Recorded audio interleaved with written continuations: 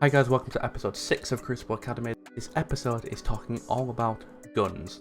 More specifically, you understanding the guns that you're using, not, for example, you know what range your gun can effectively fight at, what engagements you should or shouldn't be taking because of the range that your gun can effectively fight at, and if you're like me and you like to run around the Crucible with an SMG and a shotgun, how to use the map and the cover and whatnot to your advantage to be able to close that gap to get into the engagements that you want, or to get out of the engagements that you don't want.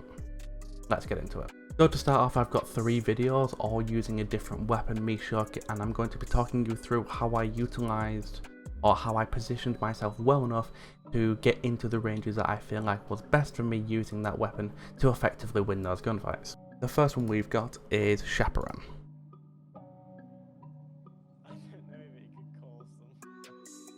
Luna was playing around with her phone at this point.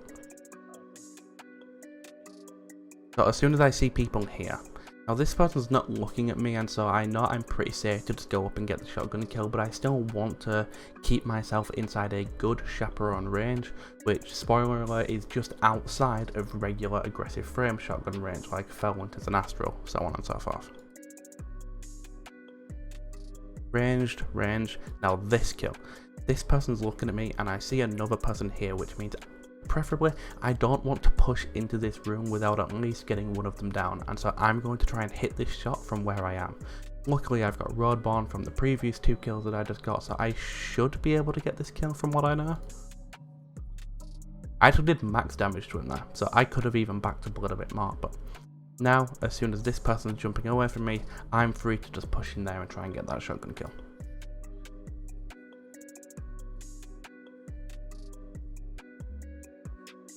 Peek that corner.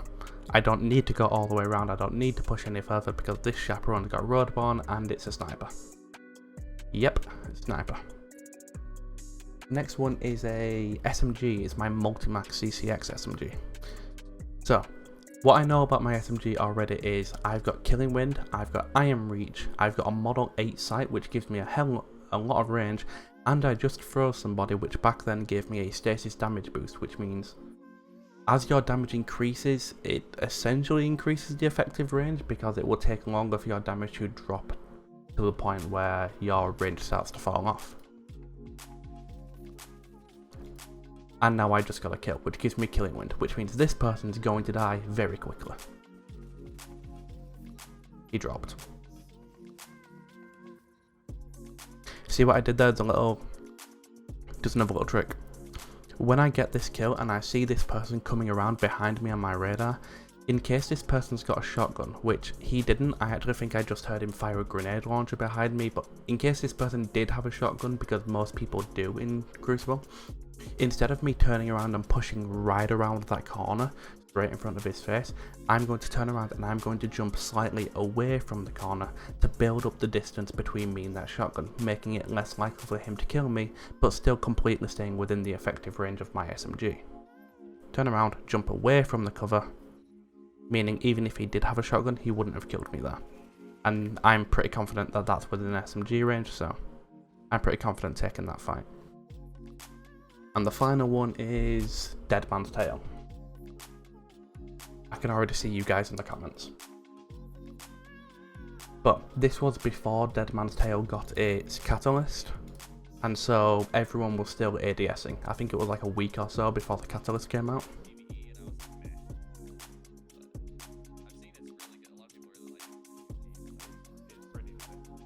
ADS.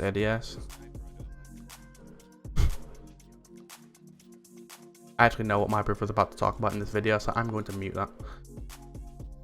But what I know about weapons that hit pretty hard but fire really slow is that they are really good peek shot weapons, meaning you can peek out of cover, take a shot, and whilst ever you're not able to fight back, go back into cover to minimize your damage taken, and then peek back out when you can fight, and I'm going to show that for these last couple of kills here.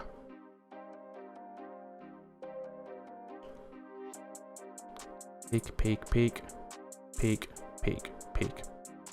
And because of the damage that it does when you build up Cranial Spike, I was able to 2-tap that last guy. And that's essentially the end of that clip. So you could see in all 3 of those clips that understood the effective range of the weapon that I was using, knew what engagements I should and shouldn't be taking because of that, and especially in that last clip you can see how I used my cover for my advantage when the DMT was sort of like, I think it's clocking back before it could shoot again. I was using my cover for my advantage, dipping back into cover when I wasn't able to shoot to minimise my damage taken, and then peeking back out of cover, ready to shoot again. Thank you guys so much for watching episode 6 on gun knowledge. Catch you in episode 7.